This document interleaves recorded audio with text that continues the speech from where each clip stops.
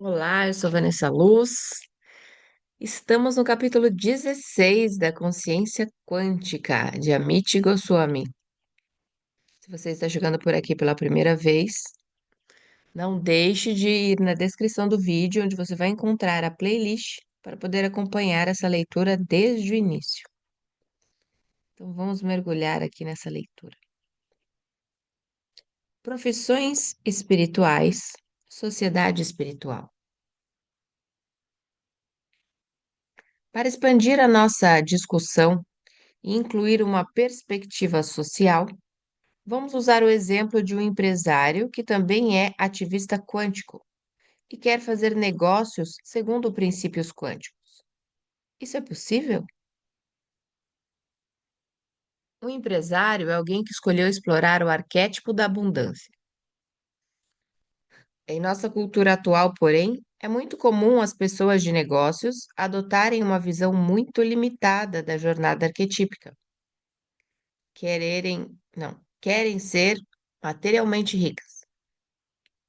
A riqueza no nível material é uma representação válida do arquétipo da abundância, mas não é a única representação e certamente não é inclusiva. Em culturas anteriores, as pessoas tinham em mente que o arquétipo é eterno e que por isso sua representação também deveria ser o mais permanente possível. Nessas culturas, portanto, a riqueza material tinha sempre um quê de permanência. Bons imóveis eram vistos como riqueza. Diamantes e ouro representavam riqueza. Na verdade, quanto mais permanente uma coisa se mostrava, mais valiosa ela era.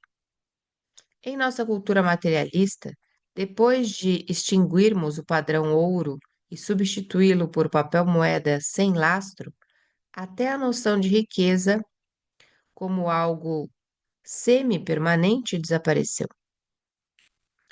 Não por coincidência, poucos anos após abandonarmos o padrão ouro, nós criamos fundos de investimentos, derivativos e todo tipo de medidas de valor que são efêmeras e que podem despencar da noite para o dia.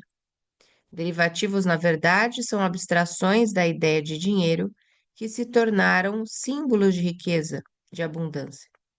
Assim, hoje, quando as pessoas exploram o arquétipo da abundância, vê-se que a exploração se transformou num processo de simulação de um arquétipo por meio de um símbolo apenas pela força brutal do consenso e da troca de informações. Se eu afirmo que tenho informações e o mercado concorda que elas são valiosas, então eu tenho riqueza. Algumas pessoas ficaram muito ricas assim no papel. Atualmente, os mercadores de informações de negócios são os economistas. Três profissionais, um cirurgião, um físico e um economista, estão discutindo sobre a mais antiga profissão do mundo, a profissão de Deus. O cirurgião diz: Deus deve ser um cirurgião muito habilidoso para ter criado Eva a partir da costela de Adão.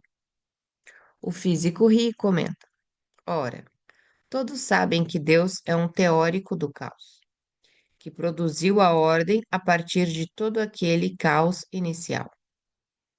O economista sorri e diz maliciosamente: Certo. Mas quem criou o caos? Negócios quânticos. Quando os ativistas quânticos se dedicam aos negócios, valorizam o significado mais profundo de um arquétipo como a abundância. Eles reconhecem que, quando o arquétipo é investigado e explorado, ainda que de modo geral, a exploração conduz automaticamente a outros arquétipos relevantes, como o amor ou a bondade, que devem ser adotados e cultivados. Eles desenvolvem não apenas o respeito pela ecologia, mas também pela ecologia profunda, a ecologia da psique. A consciência psicológica se desenvolve paralelamente à consciência ecológica. Como renovado, Com um renovado interesse por essa ecologia profunda e pela investigação psicológica, a criatividade retorna e leva naturalmente ao respeito pelo significado. Os empresários quânticos aceitam valores supramentais junto com o retorno da criatividade como força plenamente abrangente e não apenas como processamento de informação. E incluem esses valores em tecnologias mais e mais avançadas, materiais e não materiais. Mas os ativistas quânticos nem sempre são bem recebidos no mundo dos negócios. Talvez as pessoas que os cercam não consigam ver em harmonia, não consigam viver em harmonia com eles. Por outro lado, as pessoas que os cercam podem ser influenciadas por seu modo de pensar. Hoje, para ter sucesso no mundo dos negócios, os ativistas quânticos precisam ter ideias inovadoras e que sempre visem algo muito importante: o lucro. Atualmente, há imensas possibilidades para quem inicia novas formas de negócios e desenvolve tecnologias não materiais, que serão cada vez mais associadas à visão de mundo quântica. Embora a ideia ainda seja muito nova, a sociedade está se abrindo para a possibilidade de tecnologias não materiais, como na área da saúde, por exemplo. Hoje, a medicina alopática domina nosso sistema de saúde, graças a dados empíricos que estão se acumulando, porém, a medicina alternativa fez algumas incursões nessa área, criando, por sua vez, o interesse comercial. E a medicina alternativa, boa parte da qual usa forças não materiais, como energia vital, está claramente alinhada com a visão de mundo quântica. Medicina quântica. Com a ajuda da visão de mundo quântica, agora temos a medicina integrativa, que incorpora tanto a medicina alternativa como a alopática. Isso abriu muitas possibilidades para os profissionais da área da saúde e para pessoas de negócios colaborarem numa área chamada de gerenciamento integrativo de saúde.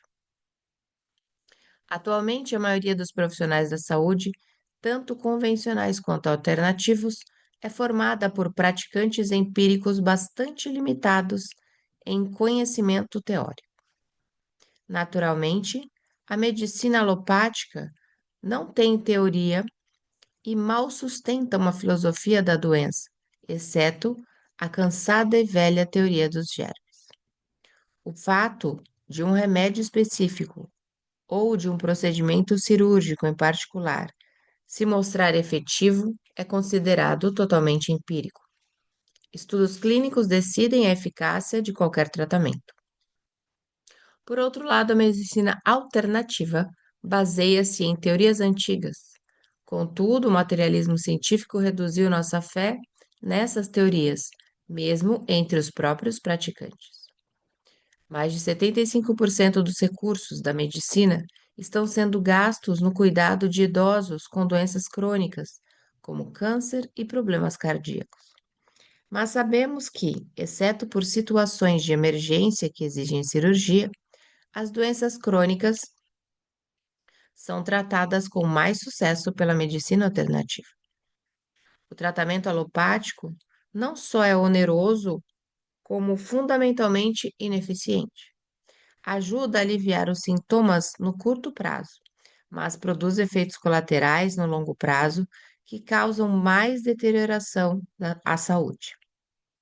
Quando a doença não mata o paciente, os efeitos colaterais da medicina alopática costumam tomar a vida tão miserável que nem merece ser vivida.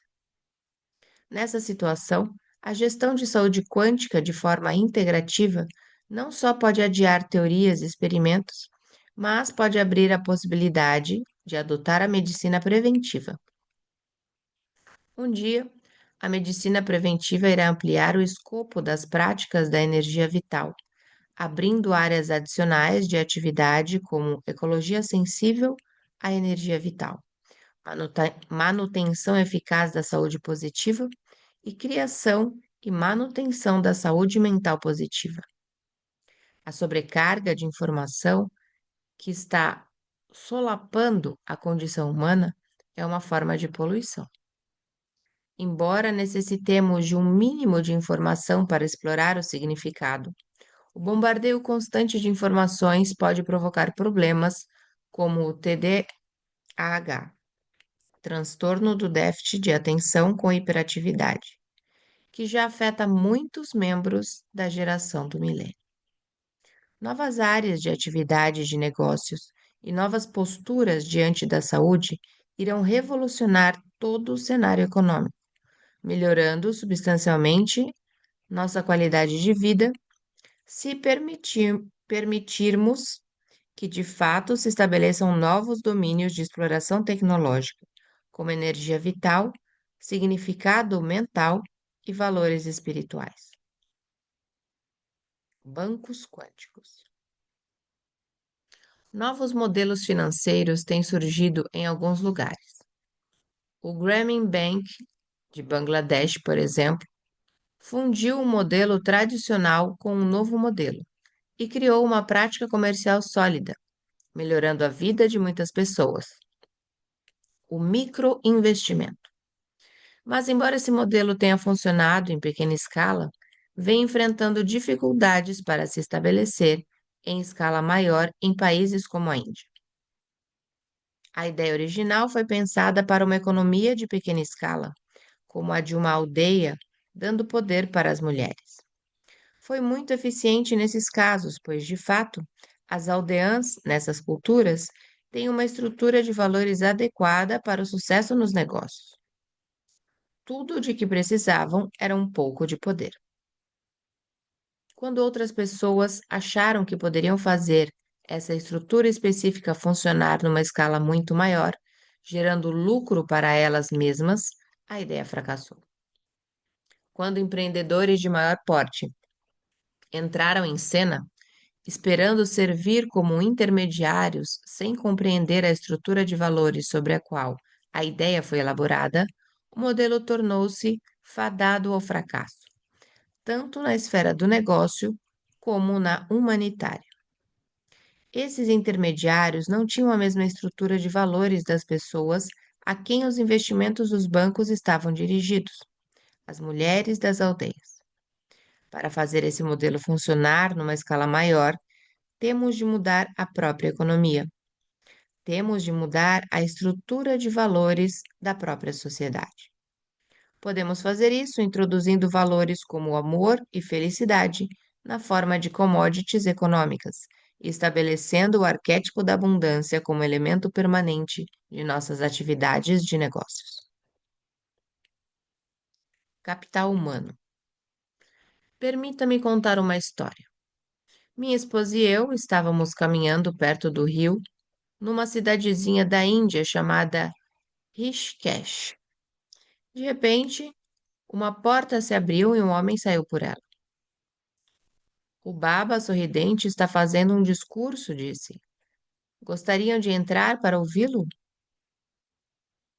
A palavra indiana Baba quer dizer pai, e geralmente os mestres espirituais são chamados por este título. Baba estava ensinando o Bhagavad Gita, um tratado hindu muito famoso na língua hindi, que não domino muito bem.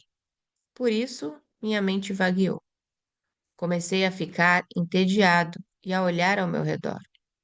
Foi quando percebi uma coisa estranha. Todos os que estavam na plateia estampavam um pequeno sorriso no rosto. Eu percebi que eu também estava sorrindo. Então compreendi porque ele era chamado de Baba Sorridente.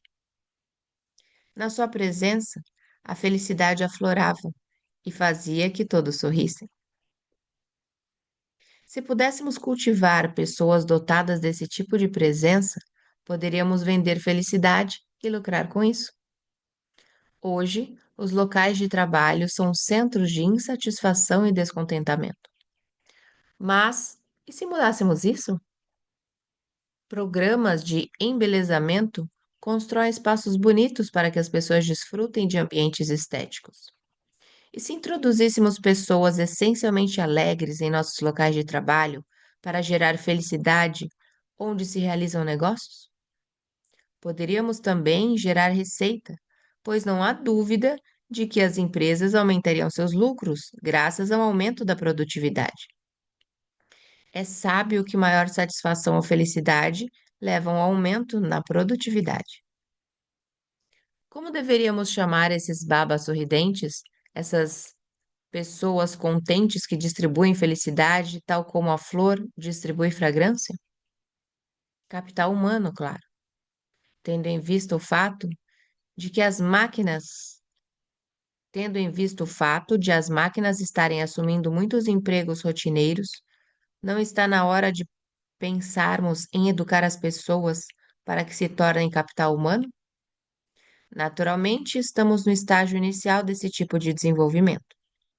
Meu livro Economia da Consciência, 2015, propõe justamente algo parecido, e estou começando a entrar em contato com empresas para tratar dessas ideias. Marketing vital. Malgrado seus defeitos, o materialismo científico produziu algumas ideias muito poderosas na economia dos negócios. Uma delas é o emprego do marketing para criar e moldar o interesse por determinado produto de consumo. Se o produto for realmente desnecessário, o marketing torna-se um processo desonesto. Mas, se determinado produto traz satisfação, as técnicas de marketing podem ajudar a levar uma necessidade específica até a consciência das pessoas. Hoje, as pessoas sentem muita necessidade de vitalidade, mas não estão familiarizadas com a avaliação dos sentimentos no corpo. Por isso, geralmente não entendem que podemos aprender a experimentar sentimentos no corpo. Graças a exercícios simples, podemos até aprender a ampliar esses sentimentos. Ao mesmo tempo, as pessoas não percebem que já temos tecnologia para restaurar a energia vital em algumas das coisas que consumimos. Produtos que perderam essa energia por causa da maneira como foram manufaturados. Veja o caso do perfume, por exemplo. Ao longo das eras, as pessoas têm usado produtos naturais como rosas para extrair fragrâncias. Os recém-casados descobriram que rosas jogadas sobre a cama aumentavam seus sentimentos amorosos e românticos. Esse efeito resultava menos do aroma material do que da essência vital das rosas. Quando a química moderna entrou em cena, porém, os químicos começaram a extrair a essência material, as moléculas, e a produzir perfumes que mantinham a fragrância da flor, mas perdiam sua essência. Graças ao marketing, esses perfumes são vendidos hoje a preços bem elevados. Mas as mulheres acabaram descobrindo que o uso desses produtos não ajuda muito na hora do romance. Elas ficam cheirosas, mas é só. Hoje, porém, dispomos de tecnologia para devolver a energia vital das rosas ao perfume. Imagine o potencial de venda de um perfume que realmente produz resultados, que realmente aumenta o interesse romântico. E não são apenas as mulheres que vão gostar dele, os homens também vão querer usá-lo.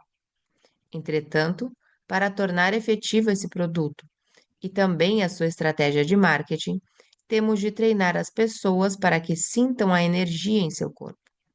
Isso vai exigir um esforço em duas frentes. A primeira oferecerá uma educação geral para que as pessoas se conscientizem de seus sentimentos como energia vital no corpo. A segunda vai levar ao mercado produtos que contenham energia vital e instiguem os consumidores a adquiri-los. A ciência materialista depende de tecnologias como computadores e celulares. Em contraste, a ciência quântica está introduzindo novas tecnologias muito poderosas e gratificantes. A princípio, as tecnologias materiais podem fazer você se sentir ótimo. Com o tempo, porém, a experiência se torna cansativa e acaba ficando entediante. No final, essas tecnologias só lhe proporcionarão um leve sofrimento. E você continuará buscando produtos materiais novos e aprimorados para manter ativas as suas papilas do prazer. As tecnologias da consciência fazem justamente o contrário. No começo, parecem-se com remédios e são difíceis de engolir, mas com o tempo você passa a buscar as experiências que elas proporcionam. Você encontra cada vez mais satisfação e você não se cansa delas. Naturalmente, para vender produtos como esse em massa, vamos precisar de uma terceira coisa: quantificação. Vamos precisar de algo para mensurar e quantificar a energia vital e seus efeitos.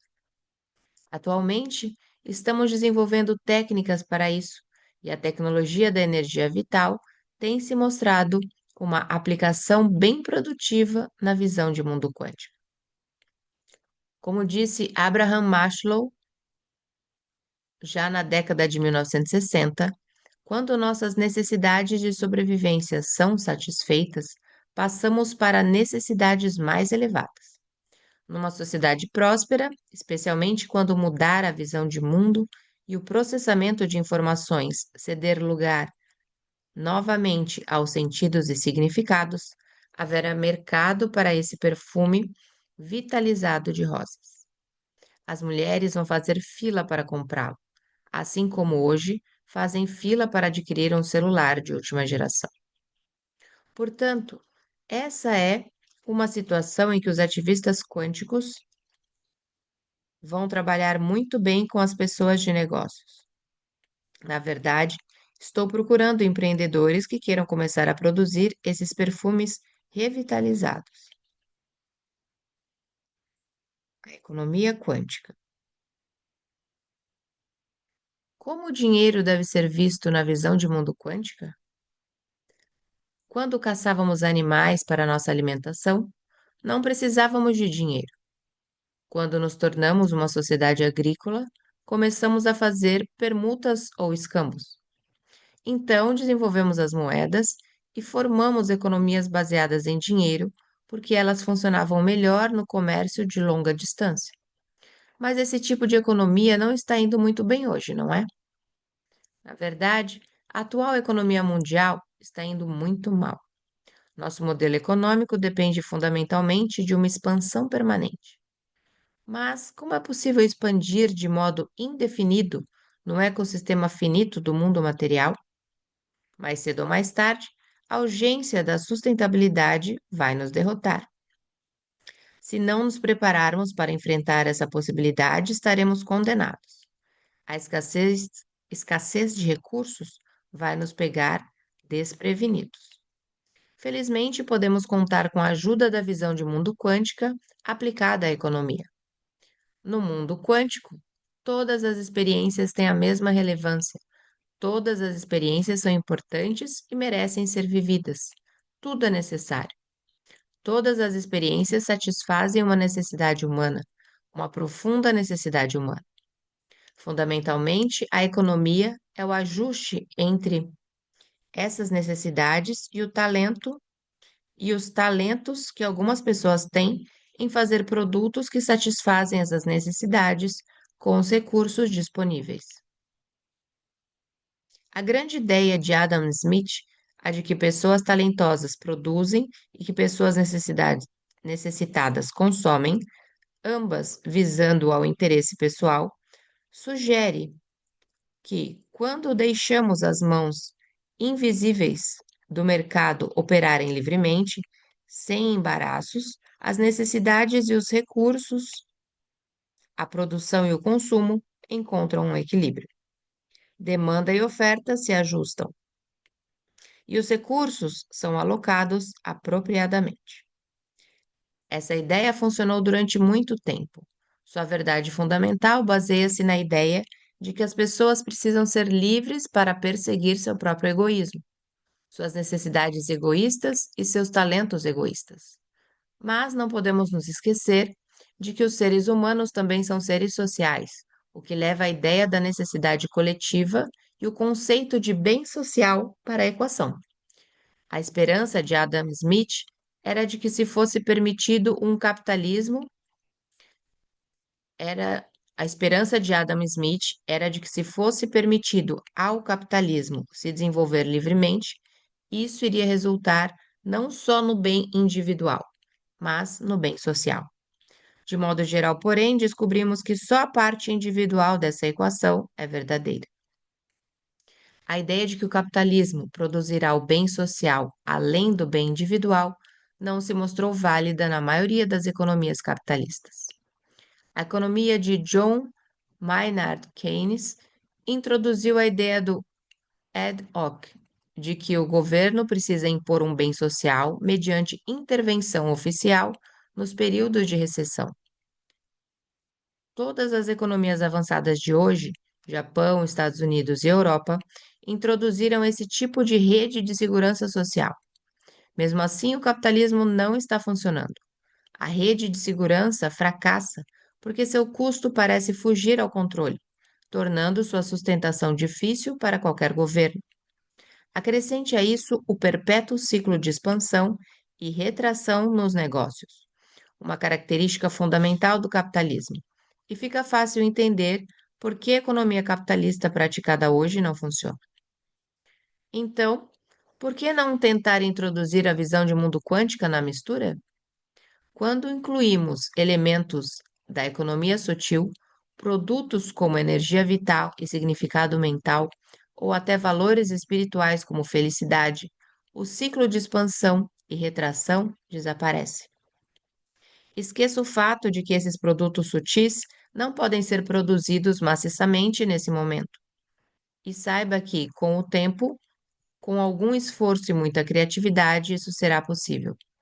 Se trouxermos o significado mental, a energia vital e os valores espirituais, até a felicidade, para as nossas economias, concebendo-os como commodities que podem ser compradas e vendidas, é possível eliminar boa parte dos problemas da sustentabilidade, pois essas dimensões de nossa experiência são infinitas. O mercado pode se expandir para sempre. Não há limite para o amor que você pode produzir ou para o amor que você pode consumir. Com efeito, quando se consome amor em quantidade, não é preciso lidar com a ausência de amor.